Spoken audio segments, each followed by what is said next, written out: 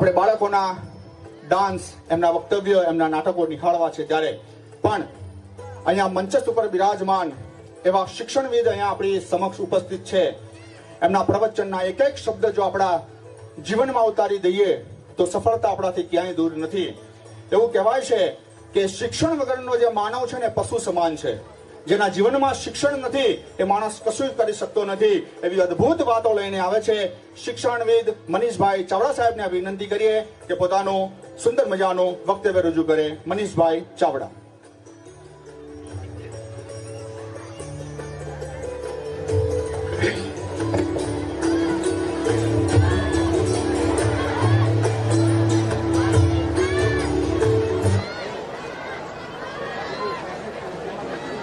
મંચસ્થ મહેમાનો, સ્કૂલ પરિવારના ઉપસ્થિત તમામ સભ્યો, બાળકો, માતાઓ,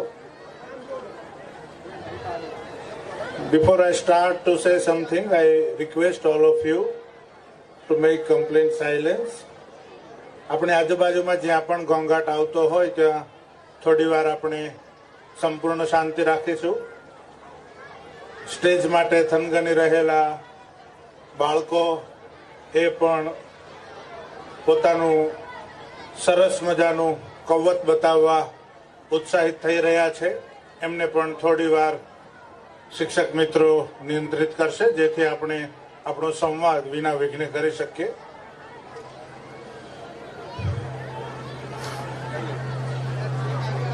જીવનનો મૂળ હેતુ છે કે હેતુવાળું જીવન. The purpose of a life is a life of purpose. થોડું અટપટું લાગે એવું વાક્ય છે, પરંતુ એને આપણે સારી રીતે સમજીએ કે જીવનમાં બધું જ હોય, પરંતુ જો જીવનનો હેતુ સ્પષ્ટ ન હોય તો માણસ અથડાય છે. દુનિયામાં અસ્તિત્વ ધરાવતી દરેક બાબતો, વ્યક્તિ, વસ્તુઓ, પદાર્થ એનું એક નિશ્ચિત સ્વરૂપ સાથે એક હેતુ પણ છે. એમ શિક્ષણનો પણ એક હેતુ છે. શિક્ષણની પ્રક્રિયામાં 4 પ્રકારના લોકો સંકળાયેલા હોય છે. શિક્ષણના જેને ઘડવૈયા કહીએ આપણે.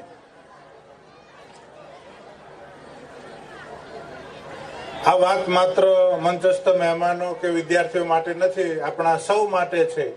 કારણ કે આપણે બાળકોના જીવન ઘડતર સાથે પ્રત્યક્ષ કે પરોક્ષ રીતે જોડાયેલા છે.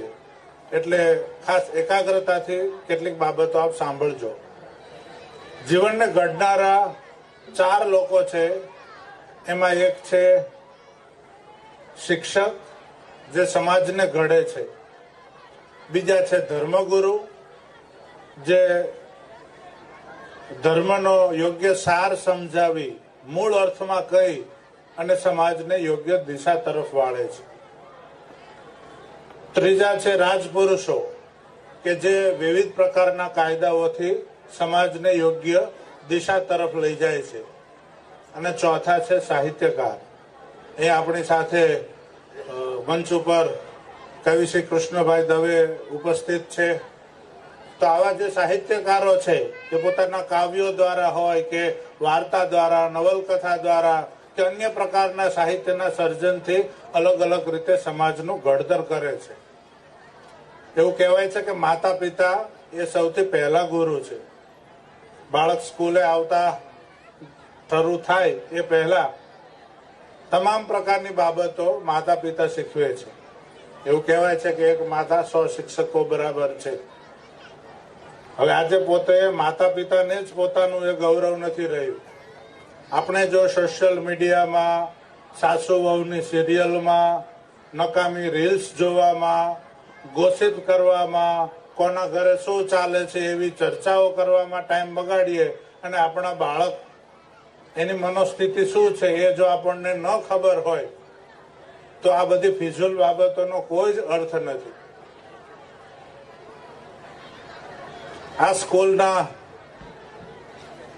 જે પોતે પોતાની જાતને પડદા પાછળ રાખે છે એવા યોગેશભાઈ, એ તમે ઘણા સમયથી અનુભવતા જ હશો, એ શિક્ષણનો જીવ છે.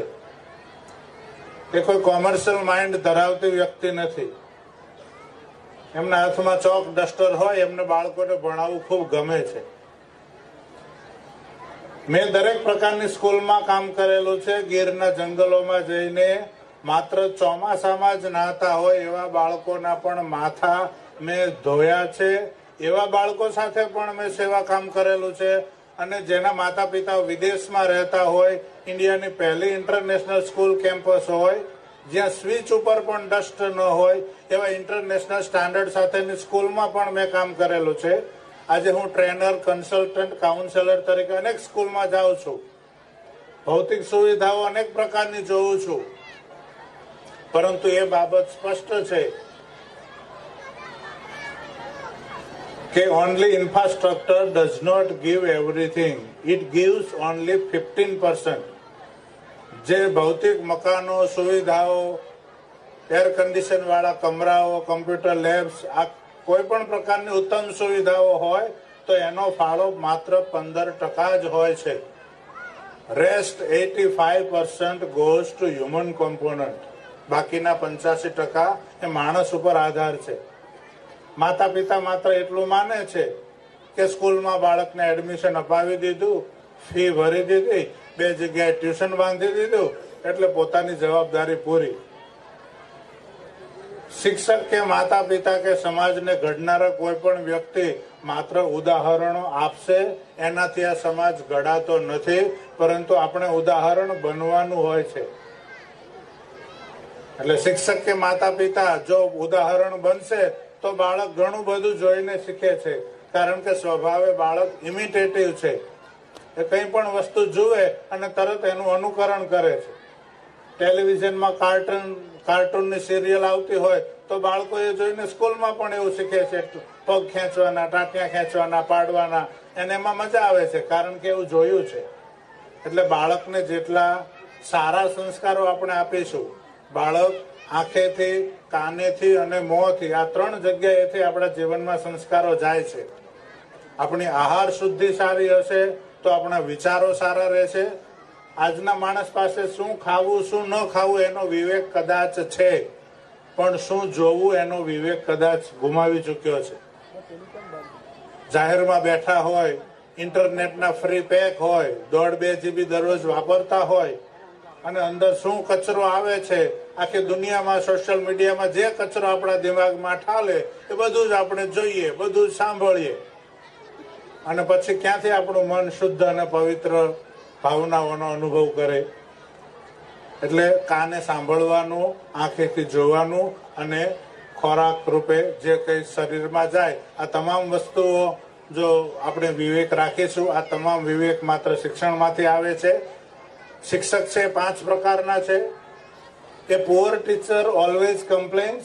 નબળો શિક્ષક હંમેશા ફરિયાદ કરે છે. A common teacher tales.